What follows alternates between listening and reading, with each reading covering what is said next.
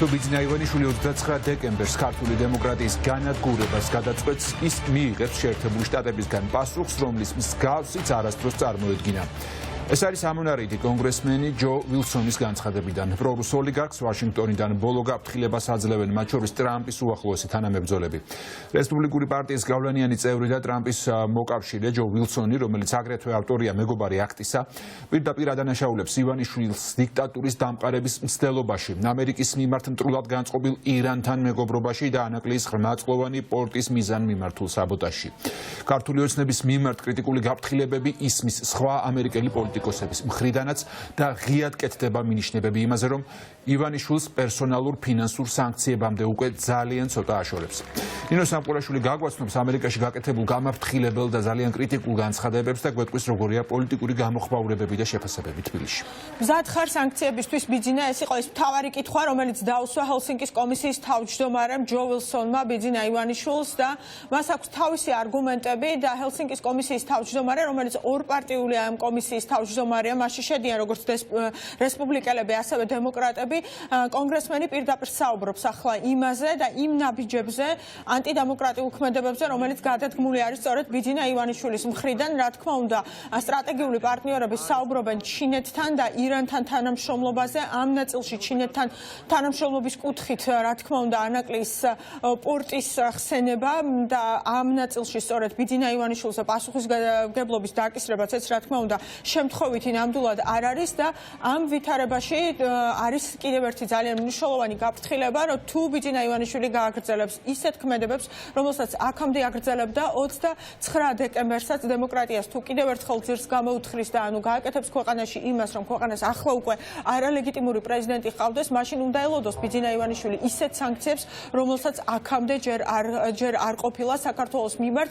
რა თქმა უნდა, ჯო ვილსონთან ერთად კეთდება განცხადებები სენატიდანაც, მათ შორის სენატორი ჯიმ რიში პირდაპირ საუბრობს იმაზე, რომ ქართულ ხალხს სჭირდება გვერდით დგომა, რადგანაც უკვე გავიდა 1 თვე მას შემდეგ, რაც ეს ძალიან დიდი პროტესტი არის ქვეყანაში და ამ ვითარებაში ქართულმა ოცნებამ გადაუხვია იმ გზას, რომელიც არის ევროატლანტიკური ინტეგრაციის გზა და ეს ასე არ უნდა მოხდეს. ეს არის ის მთავარი გზავნილები, რომელიც ამერიკის შეერთებული შტატების მხრიდან ისმის და საერთოდ როდესაც კეთდება ხოლმე მსგავსი განცხადებები, შემთხვევით არ კეთდება, რა თქმა უნდა და როგორც ჩანს ბიძინა ივანიშვილის მიმართ სანქციები ძალიან მოახლოვდა. პრეზიდენტმა დონალდ ტრამპმა ნათლად განაცხადა თავისი პოზიცია ამერიკის თვითგამოცხადებული მტრების მიმართ. თუ ბიძინა ივანიშვილი 29 დეკემბერს ქართული დემოკრატიის განადგურების გეგმას განახორციელებს, ის ისეთ პასუხს უნდა ელოდეს, როგორსაც არასდროს წარმოიდგენდა. კორუმპირებული ბიძინა ივანიშვილი, ჩინეთისა და ირანის მოყვარული და ამერიკის მტერი ცდილობს საქართველოს დემოკრატია დიქტატურად აქციოს. თუ ეს მოხდება, უნდა დავაყენოთ ამერიკა პირველ ადგილზე და შევწყვიტოთ საქართველოს ფინანსური დახმარება. რატომ დაუდო საქართველოს მომავალმა დიქტატორმა ბიძინა ივანიშვილმა სანქცირებულ ჩინურ კომპანიას ანაკლიის ღრმაწყლოვანი პორტის აშენების კონტრაქტი? მზად ხარ სანქციებისთვის ბიძინა? 4 კვირაა ქართველი ხალხი ეწინააღმდეგება მათი ხელისუფლების სახიფათო გზას. საქართველოს სურვილია ტრანსატლანტიკურ საზოგადოებაში გაწევრიანება. ამას მთავრობამ პატივი უნდა სცეს. მივესალმები ხალხის შეუპოვრობას და ერთგულებას ნათელი მომავლისკენ, მიუხედავად იმ გაჭირვებისა, რაც მათ გადაიტანეს. ვეთანხმები ჯო ვილსონს, მაგრამ ეს უნდა იყოს შავი ზღვის დიდი რეგიონის სტრატეგიის ნაწილი. საქართველო არ არის კუნძული. ეს არის პორტალი ევროპასა და ევრაზიას შორის. ჩვენ გვჭირდება სტრატეგია, რომელიც რეგიონში ჩვენს მიზნებს მიგვაღწევინებს. მათ შორის უკრაინაში, თურქეთში, მოლდოვაში, რუმინეთსა და ბულგარეთში. ის რომ ბიძინა ივანიშვილმა აირჩია ის გზა, რომელიც აირჩია, დაიწყო ჩინეთთან და ირანთან ფლირტი, ამ ყველაფერს რომ არავინ არ აპატიებდა სტრატეგიული პარტნიორები, განსაკუთრებით ამერიკის შეერთებული შტატები, ეს ყველაფერი თვითონვე კარგად იცოდა ოლიგარქმა. ამაზე საუბრობენ დღეს ხელისუფლების ოპონენტები.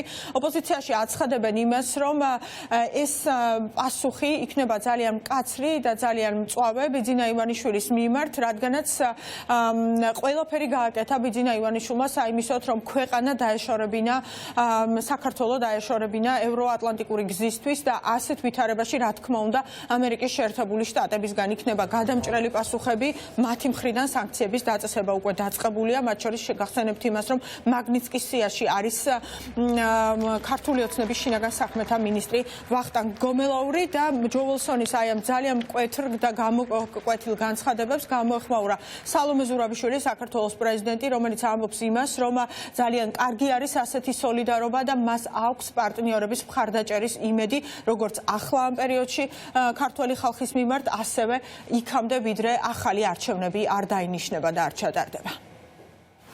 საქართველო ენდობა თავის პარტნიორებს და მათ მხარდაჭერას სამართლიანობის, თავისუფლების და დემოკრატიისთვის ბრძოლაში. მე როგორც საქართველოს პრეზიდენტს თქვენი სოლიდარობის იმედი მაქვს 29-შიც და შემდეგ, ახალ არჩევნებამდე. არავინ აპატიებს და სწორედ ამის გამო ახსენეს ივანიშვილი როგორც ამერიკის მტერი ის ეღონიზებებზე დასწრება სადაც ყვირიან სიკვდილი ამერიკას და ჰეზბოლასთან და ჰამასთან წარმოადგენს რომელთან ბრძოლაც მათი ასევე პრიორიტეტია და არავინ აპატიებს სანქცირებული ჩინური კომპანიების შემოყვანას და მათ გაძლიერებას რაც ასევე თავისთავად ძირს უთხრის საქართველოში თავისუფლებას და მივყავართ დიქტატურისკენ როგორც უწოდეს უკვე ივანიშვილს. სწორედ ყველაფერი აქედან გამომდინარე არა მარტო ჯო ვილსონი, არამედ ის წარმომადგენლები რესპუბლიკური პარტიისა, რომლებიც აქამდე დუმდნენ, გუშინ წინ უკვე ღიად საუბრობდნენ მის სანქცირებაზე და იმაზე, რომ არ შეიძლება ის დარჩეს ხელისუფლებაში, წინააღმდეგ შემთხვევაში საქართველო გახდება ირან, ჩინეთის და რუსეთის გავლენის სფერო. ჰეზბოლასთან და ჰამასთან ფლირტი, ირანში სატირალში სიარული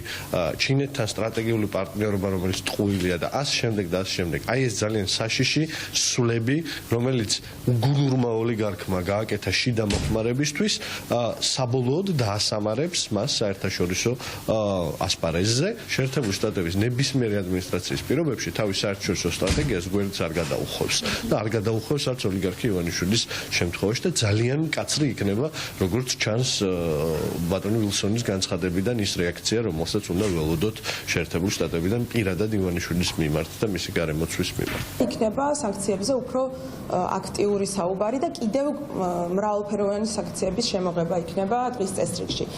და უბრალოდ ღიმილის მომგვრელია, რადგან სავარაუდოდ ბოლო სერიაში ვიხილავთ ტრამპს ომის გლობალურ პარტიაში ან მასონთა რომელიმე ლოჟაში რადგან ქართული ოცნების წარმომადგენლები მუდმივად აი ამ ნარატივით ცდილობენ რომ საკუთარი ძალაუფლება შეინარჩუნონ.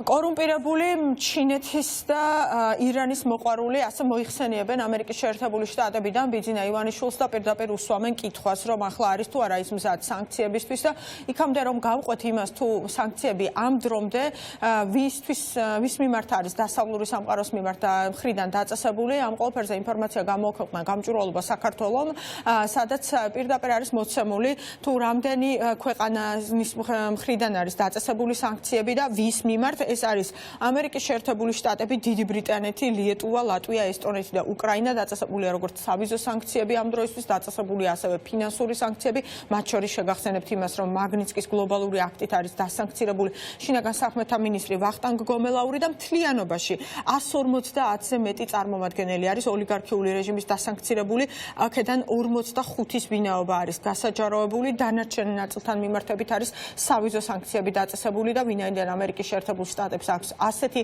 წესი კანონმდებლობაში, რომ ვისაც სავიზო სანქციები დაწესებული აქვს, მათი ვინაობა არ ხმაურდება, შესაბამისად მათი ვინაობა ჩვენ ამ დროისთვის არ ვიცით. მთლიანობაში ვინც არიან დასანქცირებულები, ასენი არიან მთავრობის წევრები და მათი მოადგილეები, სამართალდამცავი და უსაფრთხოების სისტემის მაღალჩინოსნები, ქართული ოცნების დეპუტატები, მათი თანამოაზრეები, მათ შორის დასანქცირებულები არიან ასევე კლანის მოსამართლეები, მუნიციპალიტეტების ხელმძღვანელები, ქართული ოცნების მხარდამჭერი ბიზნესმენები, პროპაგანდისტები და მათი ოჯახის წევრები.